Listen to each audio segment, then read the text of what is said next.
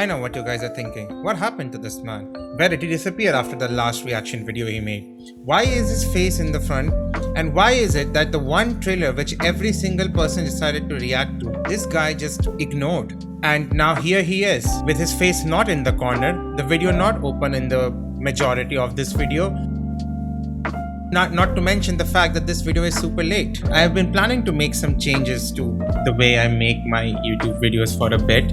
As it turns out, I don't really enjoy the reactionary nature of reaction videos, and neither do I enjoy the reactionary nature of the more edited videos that I make, because I do like to think I am a PhD student. That is for a different video that I do plan to make at some point. We are here to talk about how the world is, the year is ending. Almost made a mistake there. Do not reveal your inner secrets to anyone. And because the year is ending, I want to talk about something that has been called by many people as one of the most important trailers of this year. And I tend to agree. In order to understand why I and many others hold this opinion, one needs to understand what Superman is and why this trailer so accurately represents what Superman is supposed to be. Yeah, this is it, guys. This is my New Year's video. Deconstructing Superman. I love my job. Anyways, there are many approaches one can take to understanding Superman. The approach that I want to take is to understand where Superman came from. And I immediately would like to say that trying to understand the origins of Superman has been a mistake, because it sent me into a rabbit hole of not so great ideologies. Because Superman, in case you didn't know, has come from the concept of Übermensch, a concept which was created by Friedrich Nietzsche, the killer of God. My dad's killer. My dad's killer? Nietzsche? No, wait, your dad's killer. Yes, no, I knew that. His idea was that every human being has this sort of inherent ability to go beyond human, or to be more human in some sense, and be the best version of a human they can be. This idea was later on jacked by a certain party and used to justify some very not so great things. This gives a whole another idea to why Homelander, who is a Superman parody, ultimately ended up being a supporter for whatever Stormfront's ideology is. Anyways, but I want to emphasize, and I know people are already gonna start saying it in the comments, oh, politics in my media criticism. The thing is, entertainment and media is not related at all to politics. So on an average, what's gonna happen is sometimes just by chance media is gonna become political, and sometimes it's not gonna become. But I do think this is necessary, and I'll get to it as to why. First thing I want to emphasize on is that just because one idea led to a very good thing and that same idea led to a very bad thing doesn't inherently mean that all the ideas that this thing led to is a bad thing, right? Secondly, I've been watching a lot of Arcane lately, and there is this concept of that which inspires us to our greatest good is also the cause of our greatest evil. Which is very true. Most people don't realize that this ideology also goes the other way. Take, for example, the Matrix, right? And that there is the concept of, okay, you take the blue pill, you plug yourself back into the Matrix, or you take the red pill, and you see the world for what it is. I do not need to tell you what that concept is used for these days. But just because that concept is used by some not so great people does not inherently mean that the Matrix is not great. That is an unnecessary tangent. Why did I go into that? Just to emphasize this point further, one of the most important and one of the most famous heroes in today's day and age, Iron Man, was created by Stan Lee specifically to take an idea which his readers would hate, that is, a war profiteering billionaire and then make him like the character anyways. So this is almost like this is a thing in creativity. And whenever people say weird things about, oh, Iron Man is bad because he gives a good image to billionaires, and Batman is bad because he's essentially just a rich person beating down on the poor, which I know. The reason I'm bringing all this up is because of The Boys, because in The Boys there is this idea that whatever makes you a superhero just makes you, more of what you are already, and emphasis is just makes more prominent whatever qualities you have, the good or the bad. But The Boys is satire, therefore the qualities that emphasizes are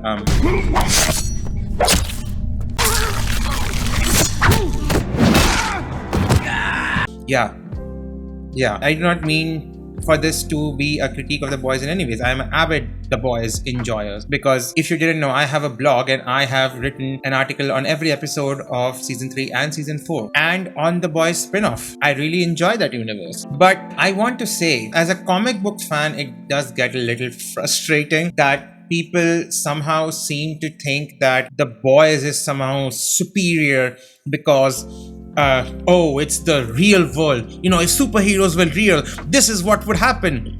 Not realizing that The Boys itself has some unrealistic connotations to it. Like, for example, only one company made this extremely prolific superhero creating serum. I don't know if you've been in the real world. People can steal ideas. Anyways, I'm not going to go into it. And this is not just with The Boys, right? Even Marvel, every time some superhero movie comes out, you feel it, you feel that Marvel is trying to apologize for being superhero media. Hi, to find the form that best suited you, and this is the thanks I get? I get it, because earlier superhero movies were not great. They were Catwoman. You like your sushi, huh?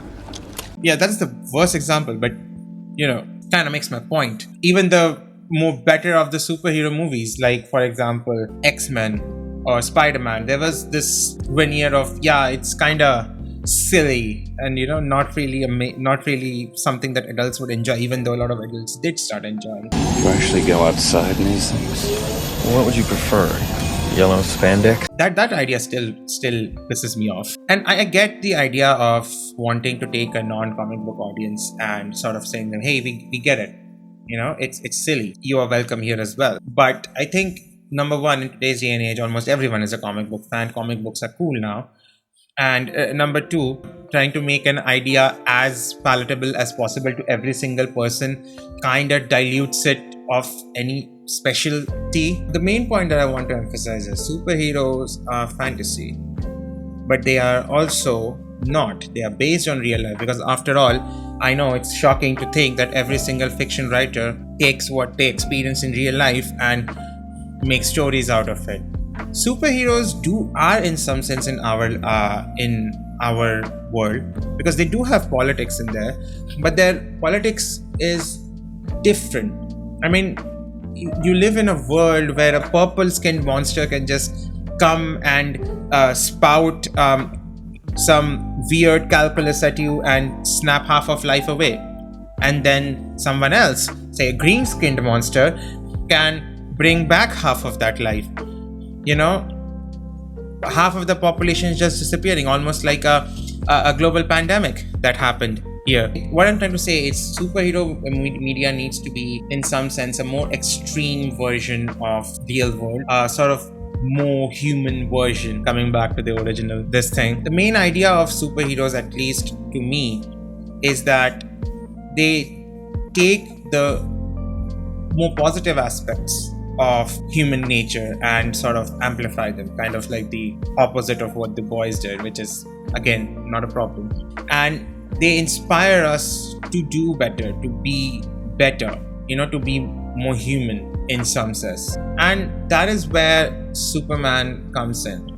Superman is, as I said, the idea literally came from more human, or which literally means Superman. He is essentially the idealized version of a man. I grew up in Kansas, General.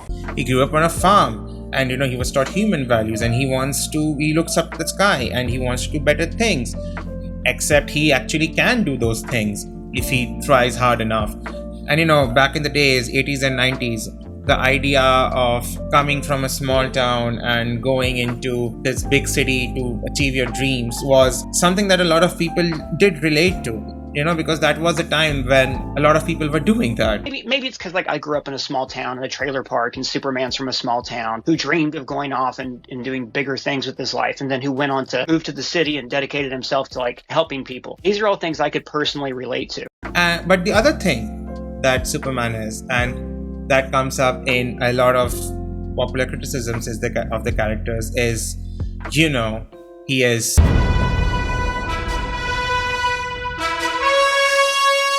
Sorry, I had to make that joke. Superman gets his powers from a different planet. He's kind of the last son of Krypton. And that kind of puts the whole wrench in the idea of him being invincible.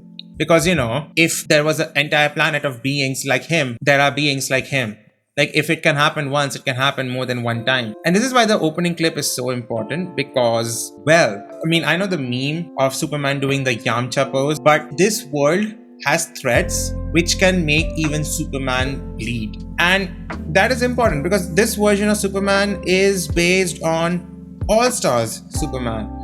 A version of Superman which basically emphasized Superman fighting these larger than life threats, big monsters, and things which you cannot possibly comprehend, something which this trailer definitely shows a lot of. There's a kaiju in the trailer. Also Jimmy Olsen for some reason. The idea of All-Star Superman is essentially, he's just a chill guy. Look at him sitting there, and he wakes up every morning. He takes his dog for a walk, except it's on the bloody moon, and he goes to his job, except besides his job he also has this hobby of saving other people, and that's what Superman does. Superman, he's just a chill guy. Just when you thought that meme was dead, I come back here to bring it back to life. And why we can relate to all of these things that Superman does, something else that we can relate to is an aversion to origin stories, because at certain point, I think we have just reached a level of suspension of disbelief where we can just believe, this man, he flies in the sky. This man, he shoots lasers out of his hands. We don't need to understand how every single person came from a normal guy and in this normal world, and then he sort of went somewhere to have on a journey and became this version of hero. We get it. Cut to the chase. He's a hero. Move forward from it. I think that is another reason this version of Superman was liked by so many people, because this version of Superman exists in a world where superheroes already exist. Superman already exists. His world is established, and because his world is established, we can take all of the time that we would spend otherwise explaining all of the things that people already know and spend that time on exploring things that we actually want to see, like the Fortress of Solitude, which is back and looking a lot like the Christopher Reeve era. I'm assuming based on the ice crystals that are growing on here. And while we are talking about things that we get to explore that no other Superman media has really got to explore properly, let's talk about Krypto the Super Dog. We have never seen him on the big screen at all, unless you count that weird Super Pets movie that absolutely nobody watched. And I can't be the only one who was instantly sold on this version of Superman the moment James Gunn released this photo of this ball of fluff sitting aside Superman on the moon. Seriously. And speaking about the elephant in the room, Warner Brothers did not need to say that the person making this movie also made the Guardians of the Galaxy movies. You're making a DC trailer. Why do you gotta make a reference to Marvel? You could have said the person who made The Suicide Squad. But then again, that would cause confusion because you released this movie direct to streaming, nobody watched it, and the name of the movie is so confusing that people might confuse it with Warner Bros. This company truly helps me sleep at night. Their business decisions are sometimes so asinine. I have no words. I can never be as bad as Warner Bros. If Warner Bros can stay afloat, why can't I? And because I brought up the old Christopher Reeve's Superman story, I would like to say that you should totally go out and check the documentary Super/Man, which is based on the life of Christopher Reeve, because real life superhero that man. I'm not joking. I could point out a lot of other things, like the Easter egg channels too, which I think that's kind of late at this point. But we have Parkent instead of Markent, which either points to there being a flashback or the fact that maybe in this version it was Markent that died and Parkent survived, which would be an interesting thing. Lex Corp is called Luthor Corp, which is again interesting, and we know who Luthor is going to be based off of, right? I mean, he's a billionaire, or maybe he's not, I don't know. But one thing I think we all can take away from this video, that this unnecessarily rambly, unnecessarily disorganized thing, shitty nightmare that I made, is that while the Batman showed us the definitive version of the Cape Crusader, the Superman movie is going to be very close, at least from the trailer it looks like, to showing us the definitive version of the Cape Wonder. Yeah, this was definitely the best early Christmas gift I could have hoped for, and that's why I was gonna make this on Christmas, but I didn't. Still, I'd like to just say I did enjoy Henry Cavill's Superman, and I still like the Snyder Cut, but this trailer gives me my version of Superman. So yeah, sorry Snyder fans. If you like this video, please give it a like, share this video with your friends, leave a comment down below with thoughts and all the wonderful stuff. If you want to know more about me, links to my socials shall be down in the description, along with a link to my website www.nightwalker.com. Like I said, I have a blog there and I write my opinions there in similarly disjointed fashion. I am the author to a novel called Dreams of Perfection. If you are into gothic literature and you are into my ideas, then you might want to check that out. And another short story book called Sword and Flame. They're both connected. Links to buy them in both ebook and paperback format shall be in the description. And with that, if you want more of this kind of content, this is what's gonna happen from now on. I'm gonna try and do more scripted content because I like thinking. So if you want more of this kind of content, then hit the subscribe button with the bell icon, all notifications turned on. And Happy New Year to you all. See you next year. Bye bye. Superman.